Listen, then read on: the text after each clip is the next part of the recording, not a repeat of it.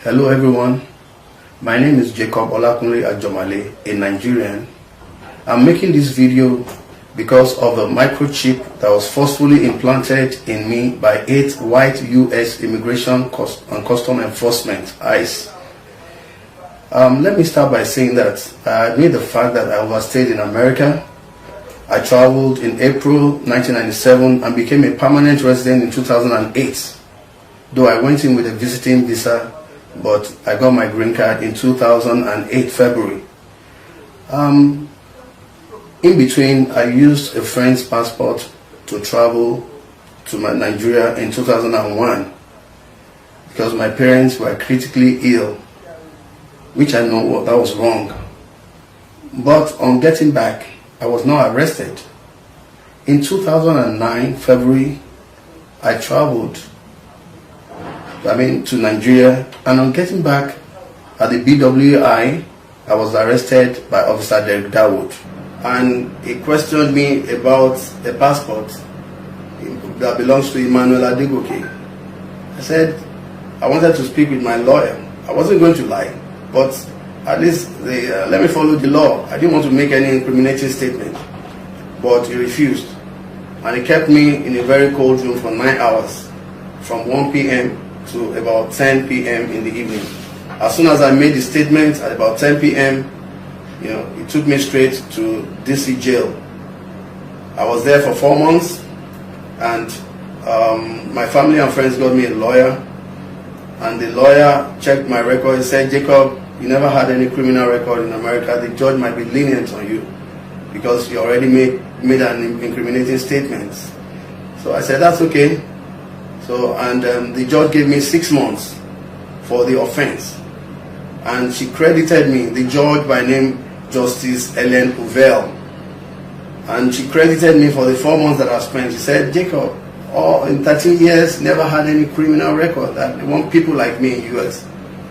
Anyway, instead of releasing me on August 5th, 2009, ICE released me on August 11th, 5 days after, which is against the law. 5 days after, and when I was released, I came back from North Carolina to Washington D.C. and to Maryland on the 12th of August. So I was in my house on August 17th. Officer Derek Dawood called me again and said, "Jacob, come and pick up your green card and your passport.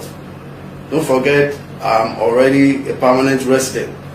So I got there on August the 19th, as scheduled. Though my lawyer was supposed to meet me at the same time, they gave us 1 o'clock appointment. But I got there before him, and he said I should enter. As soon as I entered, I was arrested and handcuffed. I was like, "This is Jacob." He said, "Yeah, you're under arrest." I said, "What have I done?" He said, "I have to see the judge." I said, "Again? I've already served my term."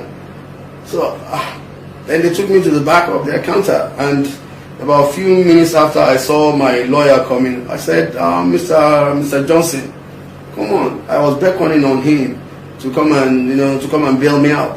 And he said he would see me in detention. And so he left, white to white.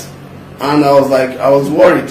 What's going on? Then I looked at the officer, I asked him, I said, "What's going to happen?" He said, "I have to see the judge again." I said, "How long?" He said, "Within the next 2-3 days." I spent 1.5 years this time. And the 4th month that I was there, one officer by name William T. Malone came and he said, "Jacob, you can be released." I said, "Officer, what am I doing here?" He said, "No, it was a mistake. They made a mistake to have released me earlier, but he can release me, but it's going to cost me money." I said, "Okay." Meanwhile, I already got another lawyer. They got me another lawyer from whom, this time a Nigerian, a Yoruba lady by name Nife Akinbade. And the lady, I told her what happened, what the officer said, and she called the immigration head office, and they came to interrogate me, and they did all their investigation. So the officer was fired. As soon as the officer was fired, that was the beginning of my torture in America.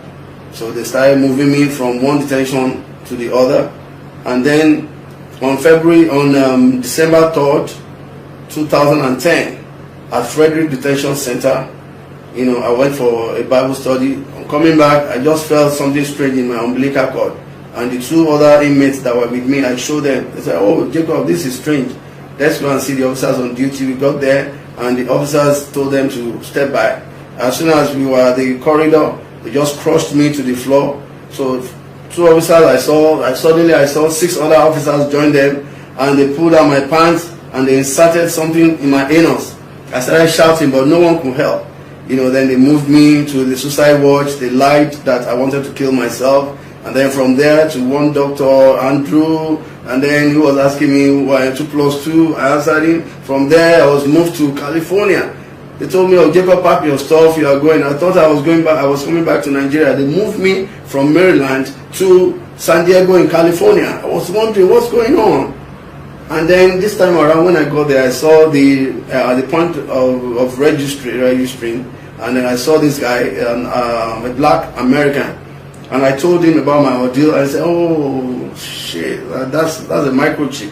That was when I knew that it was microchip they inserted in my body. I said that thing is just moving all around my body. And then they kept me among the mentally retarded in San Diego. They moved me away from my family, friends, and the Nigerian embassy. And then they moved me from that place to API, the private hospital, API Behavioral Center in San Diego. And I saw the doctor there, Dr. Ishmael Ishak. I said, "Doctor, I don't want any treatment. I'm not a psychiatric patient. I want to go back to my country." He said, "I will take care of me." The following day, he sent his guys. I was handcuffed, my hands and my legs, and they gave me 8 injections for 4 days. 1 in the morning, 1 in the evening for 4 days. On the 5th day, the doctor came. And I said, "Doctor, why would you force your guys on me?" Oh, I was talking at the top of my voice. And he had his entourage with him. I said, look, why would you force your... He said, Jacob, relax. He's following instruction. I said, how will you follow instruction? Are you supposed to follow instruction or your profession? You went through the 4 walls of university just like I did. So, the others were wondering what's going on. So the doctor said, "What do you want?" I said, "I want to go back to Nigeria."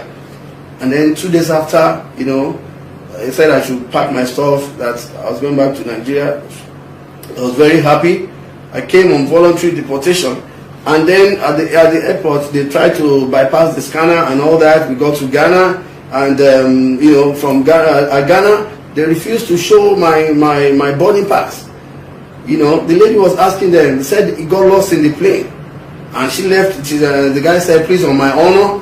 So we passed through Ghana's port without the passport. I, as a passenger.